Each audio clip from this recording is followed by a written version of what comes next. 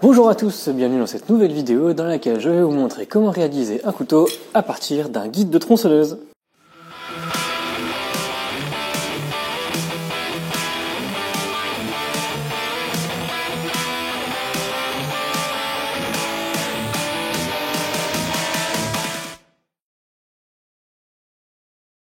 Je reçois souvent des messages sur quel acier je peux utiliser, sachant que j'ai pas beaucoup de moyens, etc. Je suis débutant, donc j'ai pas forcément envie d'acheter une barre d'acier que je connais.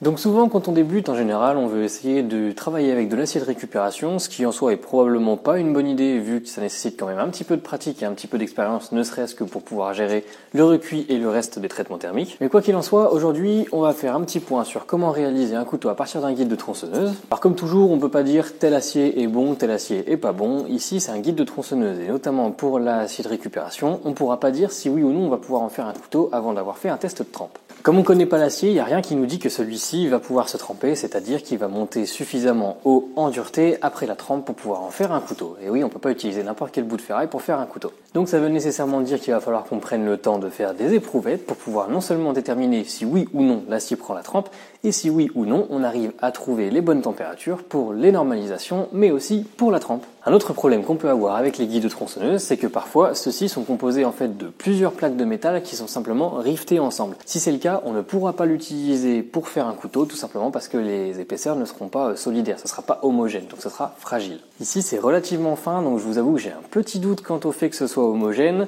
Je ne sens pas de rivet en passant ma main, donc peut-être que ça l'est, on verra ça à la découpe. En théorie, le mieux c'est de faire d'abord un recuit, puis de tester les différentes températures en faisant des éprouvettes. Ici on va y aller un petit peu à l'aveugle, j'ai confiance en cette barre même si probablement je ne devrais pas. Donc on va direct se lancer dans le projet, découper notre couteau et ensuite on va bien prendre le temps de garder un morceau d'acier pour pouvoir tester nos températures au moment de la trempe et ainsi trouver le meilleur moyen de le tremper. En sachant que j'ai lu quelque part que ça pouvait potentiellement être du XC75. Donc on essaiera de tremper ça comme du XC75. Si l'éprouvette nous donne de bons résultats, alors on saura qu'on peut le faire sur le reste de la lame. Donc voici le guide qu'on va utiliser en question. Il faut qu'on fasse très attention lorsque l'on veut dessiner là-dessus parce que il y a une rainure qui court tout le long. Ça veut dire qu'il y a un moment où c'est pas plein, notamment à ce niveau-là. Donc il va falloir qu'on détermine jusqu'où en fait s'étend cette rainure. Pour ça, on va utiliser un pied à coulisse. Hop, on règle et ensuite on passe au tour.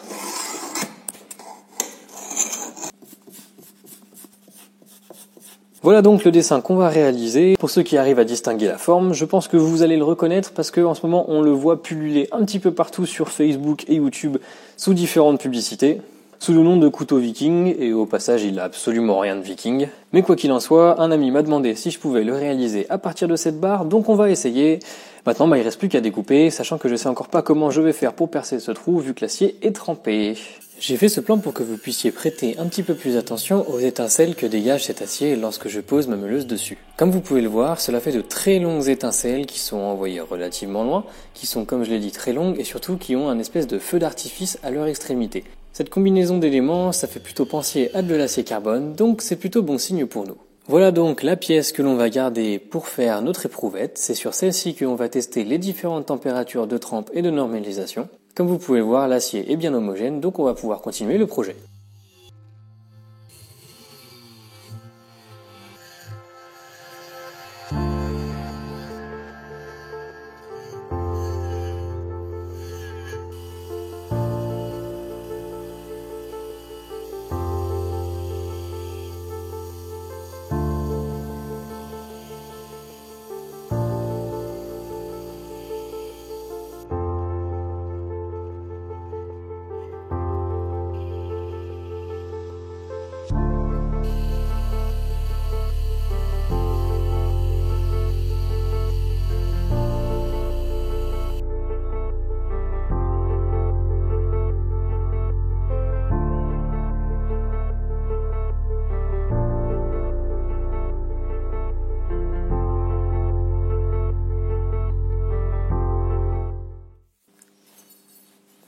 Le couteau est terminé en termes de travail à froid avant la trempe, donc là il est prêt pour la trempe J'ai fait les émoutures creuses dessus et pour l'instant, il est joli et je pense qu'il va être très sympa. Comme vous avez pu le voir, grosse surprise au moment de la réalisation des émoutures, j'ai observé au fur et à mesure de la réalisation de celle-ci qu'on observait plusieurs couches dans l'acier. Donc c'est bel et bien de l'acier qui est laminé ou du moins qui est fait en plusieurs couches. Et j'ai pas résisté à l'envie de le plonger dans le perchlorure pour voir ce que ça faisait. Et là, grosse surprise. Première remarque, on voit que ça prend très bien la coloration au perchlorure. Donc là encore, ça me conforte dans l'idée que c'est bel et bien de l'acier carbone. Ensuite, comme vous pouvez le voir, on observe plein de petites couches, plein de petits traits qui ont un très joli contraste une fois qu'on passe au perchlorure. Ça fait vraiment penser à de l'acier Damas. Donc ça fait vraiment penser à de l'acier Damas. Mais bon, c'est quand même pas aussi linéaire que si c'était fait en plusieurs couches qui avaient été empilées. Donc on dirait presque du Woods ou de l'acier de bas-fourneau et c'est là que je comprends pas trop parce que si c'est effectivement ça, d'ordinaire c'est des aciers qui sont plutôt chers et surtout plutôt prisés et recherchés en coutellerie. Donc je comprends vraiment pas pourquoi est-ce qu'un fabricant de guides de tronçonneuse utiliserait ce type d'acier. Quoi qu'il en soit, si ce couteau survit à la trempe, ça va faire un très joli couteau dès lors que j'aurai fait une jolie finition dessus avec la machine.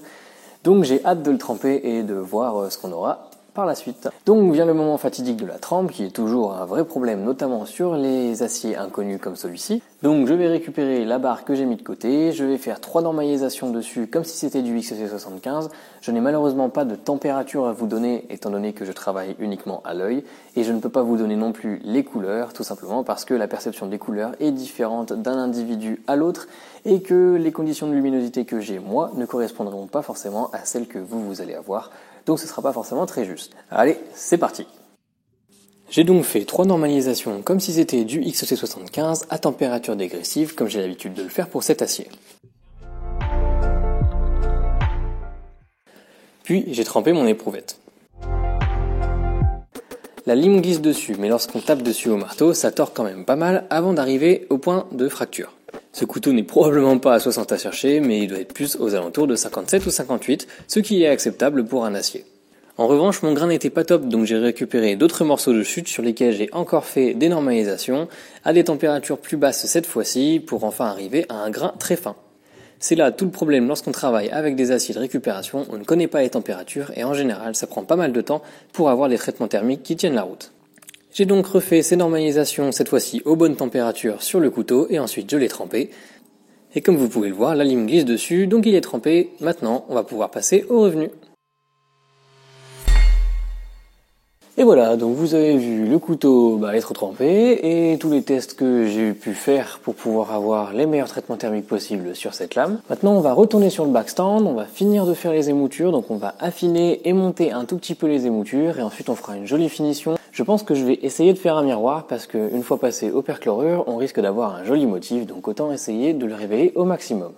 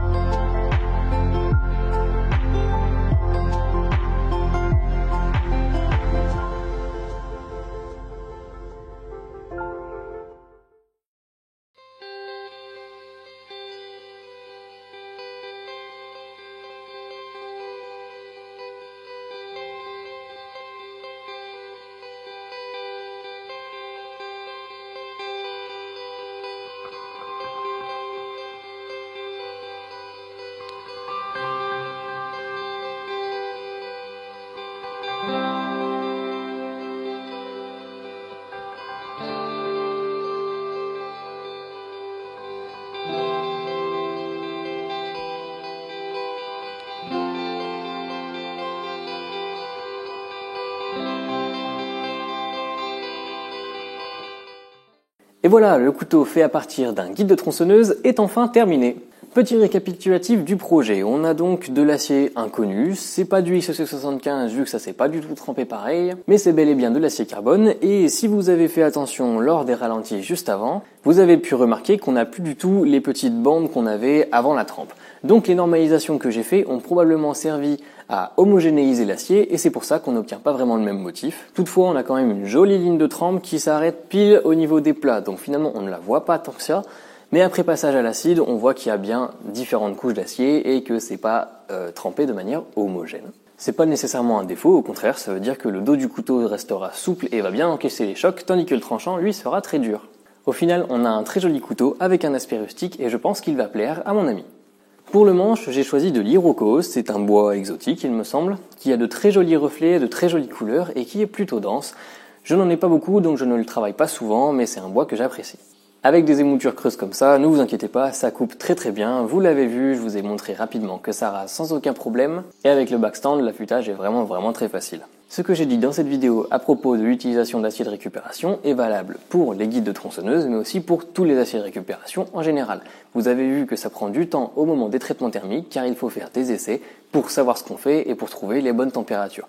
Donc non, ce n'est pas un bon plan si vous débutez, puisque ça demande un petit peu de pratique. Non, ce n'est pas un bon plan si vous cherchez à économiser de l'argent, parce que déjà vous risquez de payer vos pièces de récupération parfois plus cher que l'acier connu, et en plus vous allez passer plus de temps.